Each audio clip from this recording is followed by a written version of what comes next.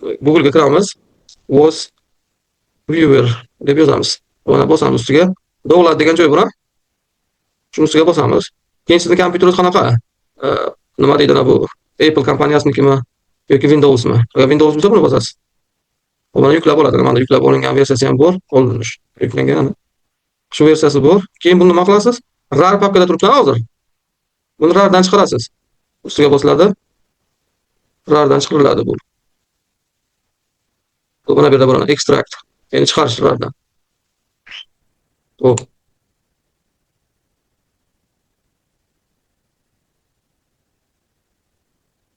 Mana chiqarildi. Hop, keyin nima qilamiz? Buni ustiga bosamiz.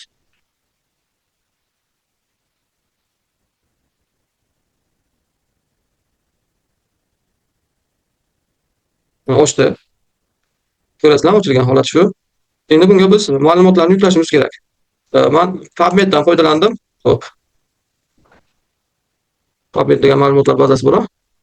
Tibbiyot, biologiya, shunaqa sohalarga ko'proq mana bu yerda. Keling, AI medicine deyman.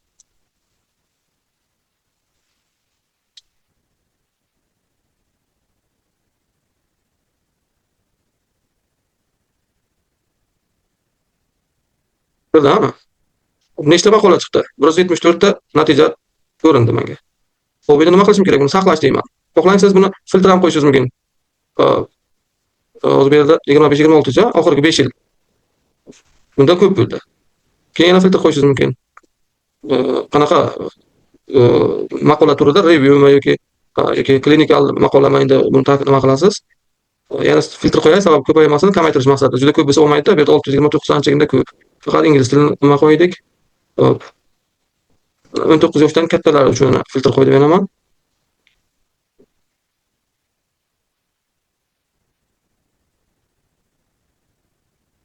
Filtr qo'yildi, hozir internet manimcha. Mana filtr bo'ldi. 1200 nechta bo'ldi, baribir ko'p. Mayli, oxirgi 1 yil olaman. Muammo bo'lmasligi uchun yuklab olishda. 363 ta. Hadi yuklab ko'ramiz endi. Save degan joyni bosaman. All results'ni bosdim. PubMed degan joyni bosdim. Hop, yuklashni bosdim.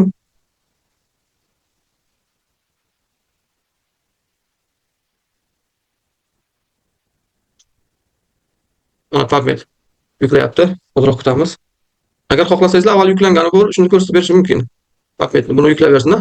Hop, avval yuklangani bor. Shunga kiraman. Demak, create degan joyni bosaman. Create a map based on bibliographic data. Next deyman. Real data deymiz.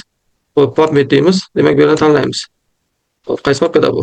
Mana bu yerdan PubMed degan papkani tanladim. PubMed degan joyni. Demak, tanladim. Yana nextni bosaman. Hop, bu yerda tanlaysizlar bularni.